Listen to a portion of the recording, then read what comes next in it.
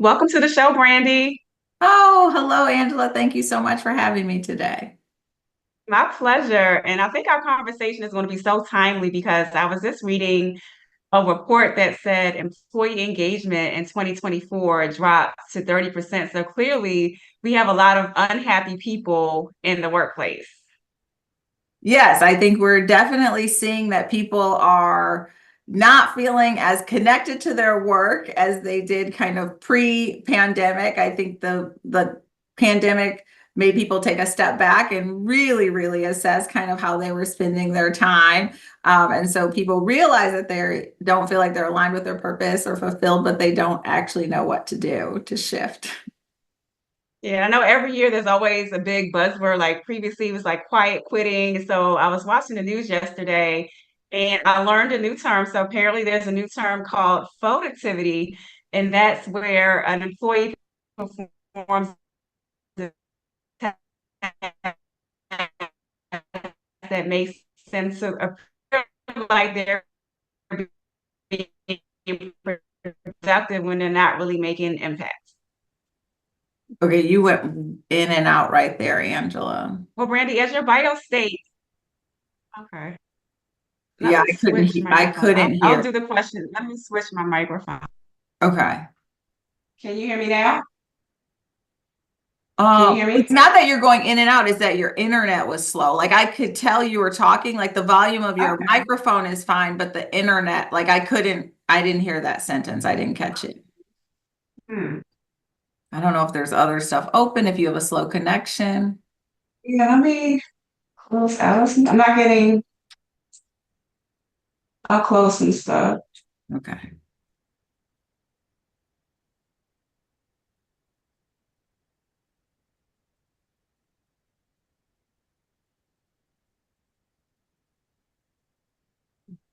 Okay, is this better? Are you able to hear me now? Yeah, that feels good again. Okay, but I didn't hear that question at all. So, Okay. Okay. Let's just start it over from the beginning so we can start fresh. Welcome to the show, Brandy. oh, hi, Angela. Thank you so much for having me today. Well, I'm excited for our conversation because I was just reading a report that says employee engagement in 2024 dropped to 30%. So apparently, we have a lot of unhappy people at work. Yeah, I think this time in our history, people are really reflecting on their purpose and if they feel fulfilled, and they're really like realizing that the work that they're doing every day may not align with, what they believe their purpose is, or that they oftentimes feel like they haven't maybe identified their purpose.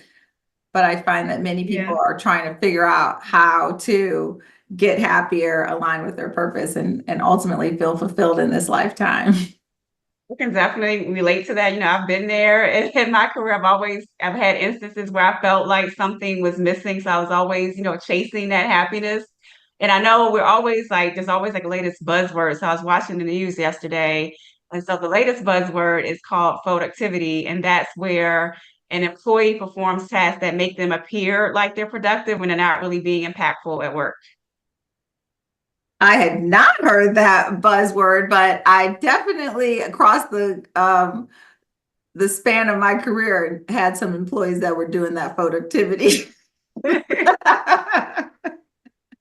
Yeah, I think it's tricky, right? Because that's a lot of energy to be spending to appear to be productive. And I think the best use of anybody's energy is to really better understand how they can make shifts in their lives to actually spend their time doing work or in spaces that are, filling their cup and not just walking away every day feeling more and more drained, right? And so, but when people don't have the tools, they do things such as this productivity, right? Like appear to be productive because they're like, I don't want to be here. I need to keep this job, but I don't know what to do to get out of here. So let me just make it appear that I'm moving things along.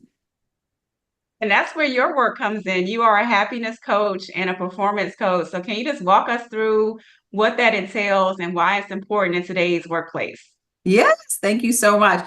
I am a performance coach and a happiness expert. I really help people understand how their emotions help shape their lives. And so I usually work with highly successful women who work in mostly in tech or in venture-backed businesses, and I help them to understand how they have to shift, you know, what you said, and I've been there as well, is like you were chasing happiness, how we need to prioritize happiness as its own goal. And from that place of prioritizing happiness, what we find is that we have a lot more success. So even more success than people are looking for. And from that place, then we are really able to live this big, beautiful life where we are fulfilled, we feel like we have a purpose, and then ultimately we are happy. I tell people the unintended consequence of prioritizing happiness really is success. I like that. I like that. I must say, when I hear the words happiness coach, like the Pharrell song Happy comes to mind for me. And I feel like who doesn't want to be happy and live the life of their dreams? Yeah, ultimately, if people really sit really still, what they oftentimes find is everything that they are seeking, it's because they fundamentally believe it'll make them happy, right? So people want a promotion, they want to make more money, they want a house, a spouse, a partner, you know, to lose weight, all of those things that we are oftentimes seeking, it's because we fundamentally think they will make us happy. But when we shift that paradigm and say, what is the work that I need to do to have the happiness be internally, Right, right. right, Yeah. internal to me, internally focused, then when we make that pivot, we can really have both in this really beautiful way. Because oftentimes, you know, successful women, they're going to end up achieving all those goals that they're seeking, but at what expense? They're going to start to feel drained. It can weigh on our health. It can be the cause of why we can gain weight, et cetera, et cetera. It can weigh on our partnerships, right? All of those things sometimes are at risk when we are doing things in a way that is in service to our highest good. But when we shift that, then we're able to, you know, like I say, a rising tide lifts all boats, right? We're able to have like all aspects of our life to be firing on all cylinders. You know what you say about the happiness should be that internally focused, because I feel like we often are chasing those dreams. We want the big house, the nice car, and the fancy title, and we don't really take the time to assess what it's going to mean or feel like once we get there. And then we get there, it's like, oh, I still don't have that fulfillment or the happiness that I was looking for. Yeah, and it's not our fault, right, Angela? Like we are all mostly raised to believe that these external markers of success will allow us to be happy, right? Like I was born and raised teenage parents in Detroit, and there was a real strong focus in my household on achievement, right? So like where I went to school, what type of grades I got, you know, by what age was I leading people? Was I a director of people? Was I a VP of people? You know, kind of what neighborhood did I live in, et cetera, et cetera. And that the end of that process, I did a really good job of checking all the boxes and realized like I was subtly taught that those things would make me happy. And in the end, they don't. And I'm not blaming my parents, right? We're all doing the best we can with the information we have. And it really is a cultural and societal perpetuation. Yep. But once we wake up and realize like none of those things make us happy because the only thing that can make us happy is us. But the beautiful part of that is that we have all the power, right? Like I don't actually need Angela to do anything different. I don't need my husband to do anything different. I don't need my child or my boss or anyone in this world to behave differently for me to be happy. And that's such a powerful place to be in, right? Because it means that I have control of the totality of my experience in this lifetime. And when we harness that power, like the journey just gets better and better and better. Yeah, and I love how you touched on, societal norms and expectations within our culture. And I feel like oftentimes we lose sight of the fact that we do have power because we've been so conditioned, like this is as good as it's going to get. There's always going to be some type of struggle. So we let those expectations or norms cloud our judgment and weigh us down.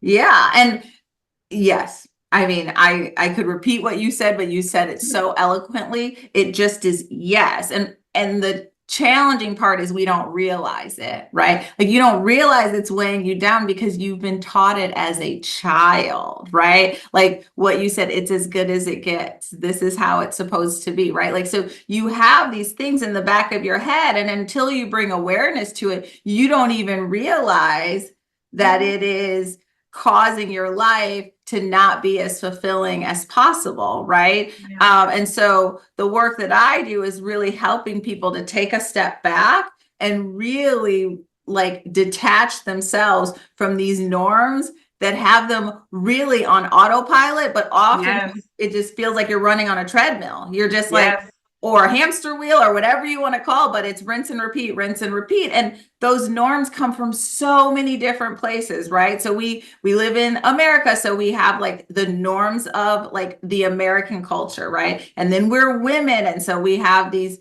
norms of like women in America. And then we're Black, and there are norms of being Black in America. And then, I grew up in Detroit, and there's like how Detroiters act. And you grew up in DC, and there's like how people from DC act, right? And so all of these cultural norms, familial norms, right? Expectations, we just start living them without realizing that like those were just created and we can let go of them, right? But so Yeah. often we don't realize that, right? Like oftentimes I have people say, it's the one thing I wish no one would ever say again. That's just how it is. It is how it is. That's how it's going to be, right? Like it's like absolving all of our power, right? And we have to take it back and realize that we Absolutely. can let it go. And I think that's just one of the benefits of working with a coach is that greater self-awareness and learning how to reframe and in some instance unlearn or rewire those beliefs and behaviors. Absolutely, right? Like that's kind of the totality. I tell people all the time, like working with me, I'm really just going to mirror back to you kind of who you are, because Yeah. in this work where we're teaching people to really embody all of their power, like the coach is really just holding Yep. space so that you can know yourself more deeply, that you can realize that you do have this internal locus of control and that you get to decide, and that the world may feel as though it's acting on you, but it doesn't have to. Mm-hmm. Mm-hmm. So I'm curious, Brandy, what led you to your niche of happiness coaching? Was there a pivotal moment or experience in your life? Yeah, I think a few things. I mentioned earlier that I felt like I'd really achieved outsized success relative to where I came from, right? So I, was married to the man of my dreams. I'd gone to, pretty elite colleges for undergraduate and business school. I lived in one of the best zip codes in, the city. And so I checked kind of in the country, excuse me, and I checked all these boxes that people said would make you happy. And I sat back and I was like, I'm not depressed by any means, but like, this is definitely not what I thought it all would add up to. Right. And so I decided to really just take a step back and do a deep dive. I've always been obsessed with human potential and how we achieve kind of our greatest potential in this lifetime. But I realized that I'd studied it in depth, but I hadn't really, you know, um, implemented as much as I should have to in my own life. And so that was the first thing. And then the second thing was really like having a child. I have a 7-year-old son now. And, when I was pregnant with him, I was reading this book that basically said there is nothing more impactful to the raising of a child than who you are. And everything that you want the child to be, if you don't embody it, it's almost impossible to transfer that to them. And I realized like, in this society, having a Black male child, it was very important to me that he really centered on happiness and lives this really big, beautiful life where he feels free and unconstrained. And I was like, well, you don't feel that way. And so I think those two things, the intersection of those two things just really caused me to like think about like, how do we like shift our lives in these really big, beautiful ways? Like, what is the work that needs to be done? And then I just started like doing that work every day. And I still do it to this day. Every day I work with myself first and foremost, because I don't think I can help anyone else without doing that. And then I just came up with a process, and it was very organic, and people just actually started coming to me and asking me to work with them, and that's how it transitioned into being a coaching practice. Okay, so tell us about your proprietary base process. I would love to. So um, it's called base because I believe it's foundational to living the life that you aspire to live. And the B is for beliefs, right? Like we've all heard about limiting beliefs. And so really that work is about understanding like what beliefs do you have? And oftentimes, to our point earlier, you don't even realize you have them because they've just been like inbred in you since you were a little child, right? So like taking a step back and being like, what beliefs do you have? Like, do you believe more money, more problems? Do you believe that everyone in your family just weighs the amount that they weigh? Do you believe that there's more strong Black women than Black men in the world, so you're never going to get married? Like, do you have these kind of like foundational beliefs? And then what are the underpinnings of them? The A is about alignment. So to our point of like, hey, everything you're looking for, it's because you fundamentally believe that it'll make you happy. So it's like those high vibration emotions. You're like, I'll be happy, I'll be peaceful, I'll be free, I'll be like filled with love if I achieve this thing. But oftentimes the path to that achievement, whatever the goal is like full of worry, anxiety, fear, shame. And so I help people understand like those emotional states are too disparate, right? Like you can't like want to achieve something that you believe will make you so happy, but be moving through the world like worrying and anxious, right? So it's just too big of a chasm. Now you might get there, and oftentimes people do, but to my point earlier, you'll start to have other challenges in your life because it's going to be like literally pushing a boulder up a mountain to achieve it, right? And so with alignment, it's like, can you in advance feel those emotions that you would feel if you when you make that big achievement? Can you feel those emotions in advance? And then the time between kind of like wanting something and having it is going to really collapse, right? And so this is how we collapse time. And then S, you brought up so beautifully earlier, is about self-awareness. Like, do you even know the actions and steps that you're taking that are hindering your forward progress? And E is really the most important, right? Because over the course of our lives, we're going to have so many things that happen to us. Sometimes they're just stressful events, and sometimes they're trauma, little t trauma, and sometimes they're big T trauma, right? Like things that perhaps, were in your formative years that you didn't have a lot of control over, right? And what the work does is really help people to like hold on to the memories of those experiences, because those tough experiences really do give us tools that we need in our lifetime, but to really release the emotional baggage of it, right? And then that allows us to keep the tools and keep the wisdom and move forward. And so that's really about that emotional resilience. And when we don't have emotional resilience, we find ourselves kind of stuck on a loop where we're really repeating those dense events over and over in kind of different forms. And so that's the base process. And when someone comes to me, in different orders, depending on what their core focus is, but we walk through those 4 steps to help them up level. Okay, okay. And I heard you reference a book that you read during your pregnancy. What was the name of that book? Conscientious Parenting by Dr. Shafali. Okay. And I have to ask the question, what's on your happiness playlist if you have one? Oh, like my I'm gonna actually pull it up. I think here, I'm gonna pull it up. I can also share it with you afterwards, but let me see if I can Yeah, please quickly. do. Yeah, I would like to. Ah, let's see.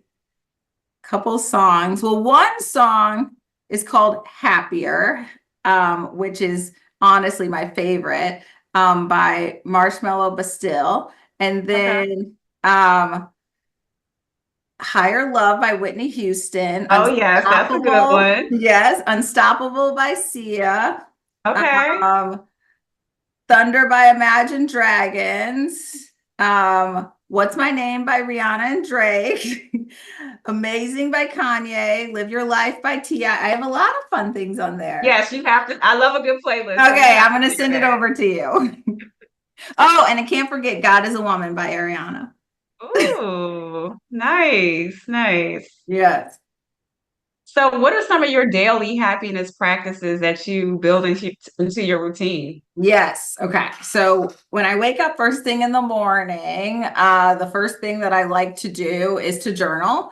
And I do a stream of consciousness journaling. So it's not like a reflection of yesterday, and it's not like an outline of what's going to be today. It really is like whatever is ruminating in my head, right? I feel like all the work that we do is ultimately to quiet our mind so that we can hear the voice of God. If you don't believe in God, so you can hear your higher self, so that you can believe, like, hear the universe, so that you can hear whoever, whatever is larger than you, that is ultimately your intuition and helping to guide you. So the more I can clear my mind in the morning, the more I can feel personally divinely Mhm. guided through my life. So I do 3 pages and no less than 15 minutes of just clearing Okay. everything out of my head. The trick with that, if anyone decides they want to do it, is you literally have to write down every single thought that goes through your head, no matter how crazy it sounds. Like, if you're like writing,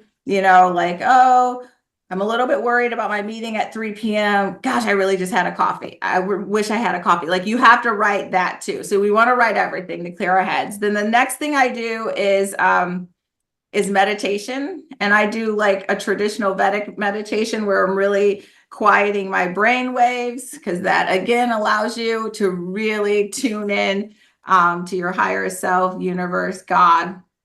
And then from there, I have just a sweet little gratitude practice where I walk through kind of the 10 things that happened to me the day before that brought me joy.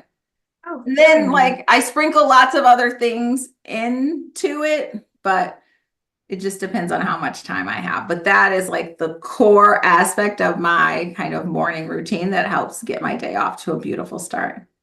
Okay, we're similar in some instances. So I do a Tell me yours. variation of the morning pages. Like I keep a journal at my bedside. So when I wake up, that's like one of the first things that I do. I will admit, probably don't get the full 3 pages, but I Okay. don't hold myself, to that standard. Like whatever is like on my mind, just kind of just get it out. So I do that. I Yes. also meditate in the morning as well, in addition to prayer and exercise. So that's a part of my morning routine. I love it. I love it. And I try to write my prayer as part of my morning pages, because I feel like everything we write, we writing to me is the first step. And I don't love this word, but it's the first step of manifestation. It's the first Oh, way yeah, to get things absolutely. out, right? And so I Yes. try to like Yes. write my morning prayer in my morning pages. Yes. Yes. Believe that as well because like I'm a huge fan of manifestation and writing down goals and I started this process back in 2014 so I have a basic Google sheet that I have short-term and long-term goals and it's amazing to see how goals manifest just by writing them down and having that ability to track them over time as well. I love that. When I was a little girl, I was an athlete. And that was like the first time I started that practice of writing down, right? Like, I'm going to, win like the state championship. I'm going to run this fast. I'm going to jump this far. And then underneath it, I would always do it pyramid style. And it's still kind of on this wall over here, but I would write down like the big goal and then all kind of the tactical or strategic steps I had to take underneath it to achieve that. And I've really iterated on that since I was a little girl. And it's like this beautiful practice. And in my closets behind me in the office, I have these white journals that I get from this store called Top Drawer in town, and I write in there. And I often go back and read them. I trust so much in my ability to create the life that I want. But one day I was looking for something very specific that I'd written down to share with a friend who was ill. And so, I couldn't remember. I knew it was in one of the white books, and I was going through them, and it was just like, it just made my heart expand Mm, to see mhm. how much I had written down that was like true Yeah. this time. And it's I tell people, like, the work honestly is so simple. The work is so simple, but it isn't easy, and it takes consistency, and it takes commitment, and it takes intention. And with that, like, you will be undefeated. It's Yeah. just, it's just not that challenging, the work that needs to be done to shift our lives. But Like sometimes you it said, can feel overwhelming because it's like different.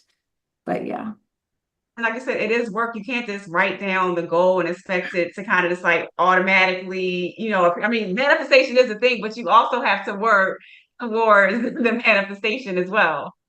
I mean, I where was I don't know where I was, like on a call or something, or maybe in a group, and this woman was like, I just keep like writing, she wanted something, and it was something big, like there is no order of magnitude at all to kind of God, but there is an order of magnitude to your own brain. Like if you've never like lived in a $10 million house, you live in $100,000 house, like your brain is going to feel like overwhelmed by that, but there really is no difference. But your brain has to wrap its head around like making a shift in that nature. And so this woman, she was like just saying, like, I keep writing it down. And finally someone's like, well, are you doing any work to get it? And she was like, Right.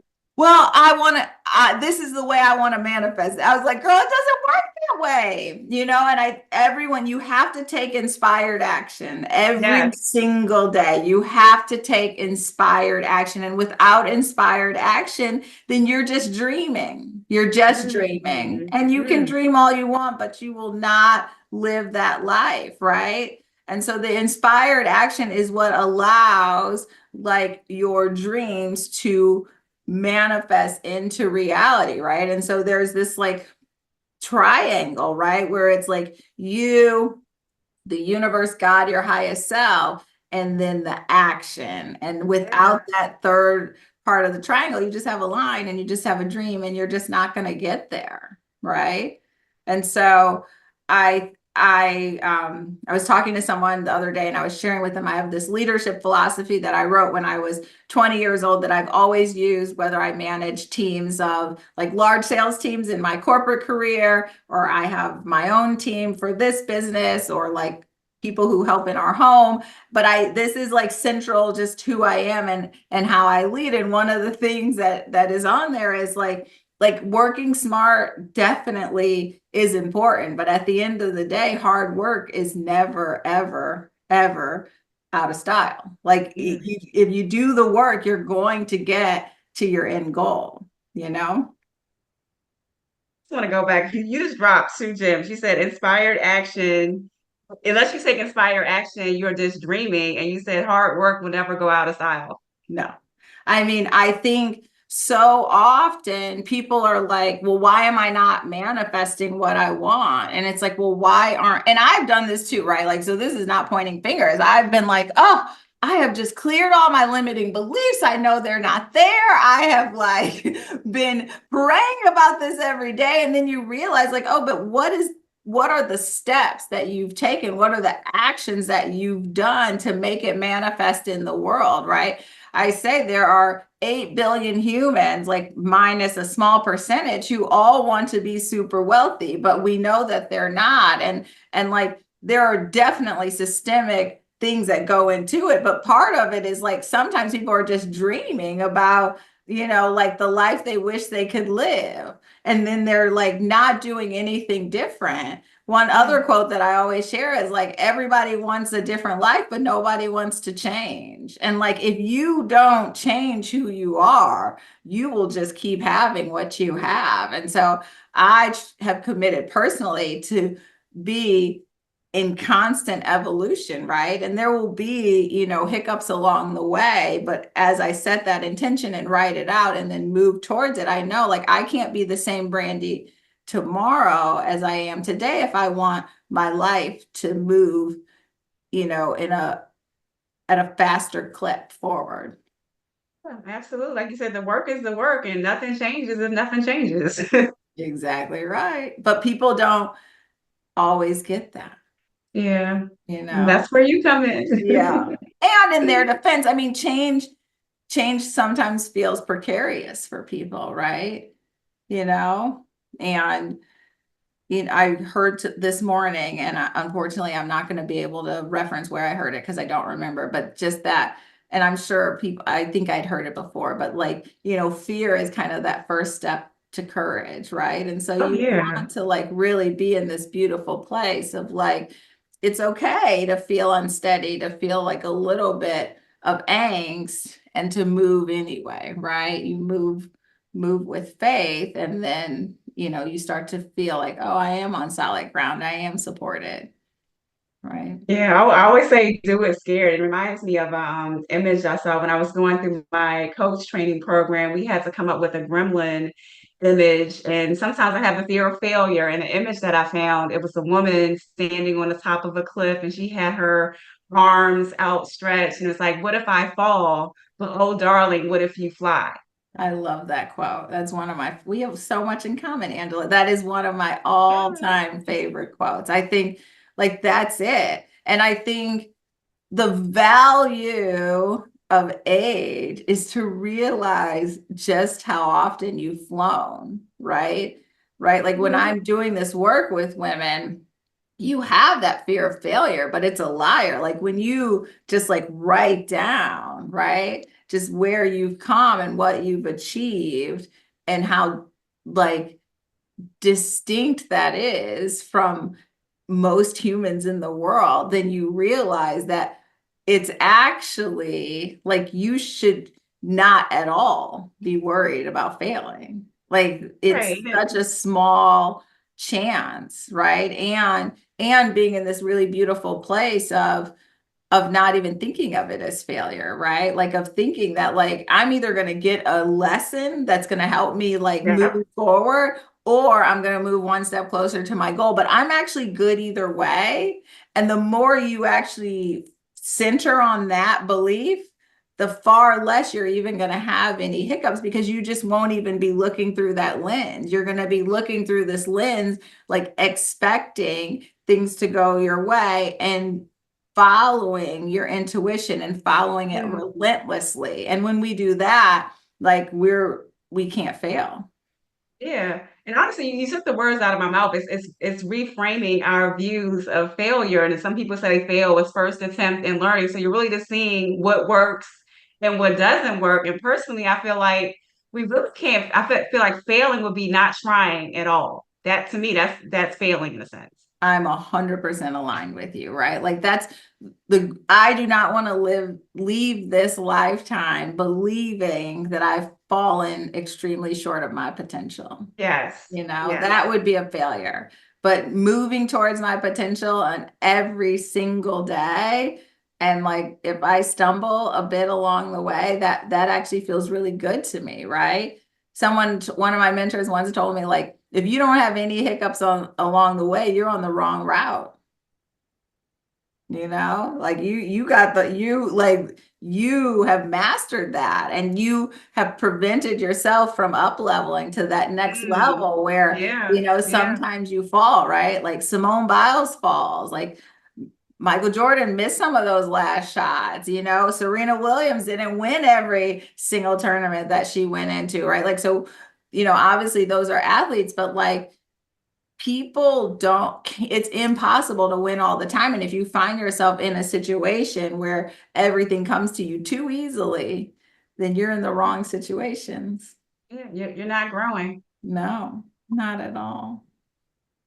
I want to go back to what you said about intuition. I read that you come from a family of shamans. So when did you realize that you were an intuitive? I think I realized it late in life, but I knew it all along, if that's fair, right? Like I Yeah. have always fiercely believed that I could see people. Now, the younger version of me was like, I see you, like, like I know you. Hmm.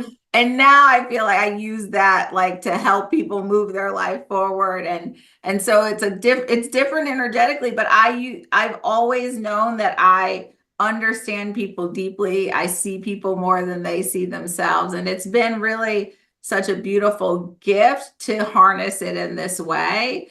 Um, but yes, it's, yeah, I don't know what else other than that to say about it. It's like, it's something that you always know, and maybe you're a little scared of, Yep. because Yep. you're like, oh, and now like when I go really deep, like sometimes I'll meet someone and I'll like do a scan and I'll give them all this information. And it still like makes my heart beat, like I'm waiting, and then like you get the confirmation and you're like, yeah, I have this like really beautiful gift, which I think we can all in many ways like harness and dig into. And some people have it more clearly than others. Yeah. But yeah, it's like the more we clear, the more we heal, the more we're able to Mhm. like see, for lack of a better Wow. word. Yeah. Yeah, I like that. And I'm just recognizing that we all have that inner guide or mentor or inner wisdom, whatever you want to call it. Yeah, we definitely do. Yes. Yes. And it's available to us to help guide us. And then some of us are called to help, guide other people. Only you can know that. Like sometimes when we ignore those whispers, that also can keep us from our happiness. I feel like sometimes those whispers are guiding us towards that happiness, but we talk ourselves out of it.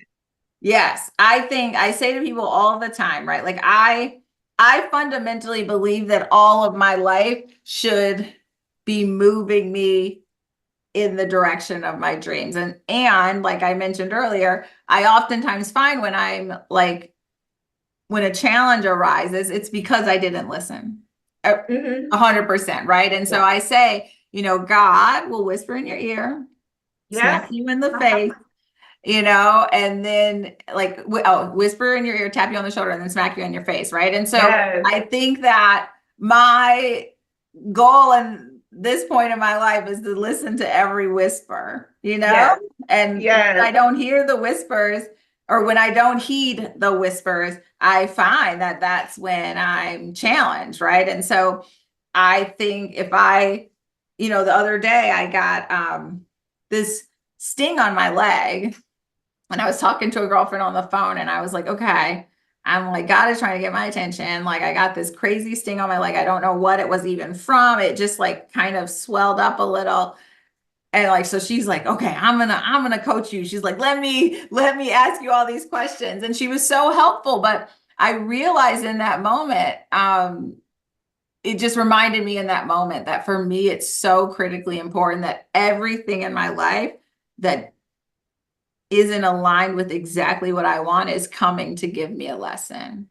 And that my goal is to deeply understand it. And I stayed up that night meditating and writing until I got it. And then I was like, oh, and I'm not going to share my big lesson on the podcast, but I got that lesson, and I then was able to recount the other times in my life where God had clearly tried to like share that lesson with me. And Wow. finally it was like, well, I'm just going to sting her in the leg until, Yeah. because she's going to notice if her leg, like I'm not allergic to anything. I usually don't have like reactions like this. And it was like this big on my leg, and it caught my attention, Wow. you That is know? powerful. So Yeah. pay attention to the whispers. Gotta pay attention to the whispers, people. Wow.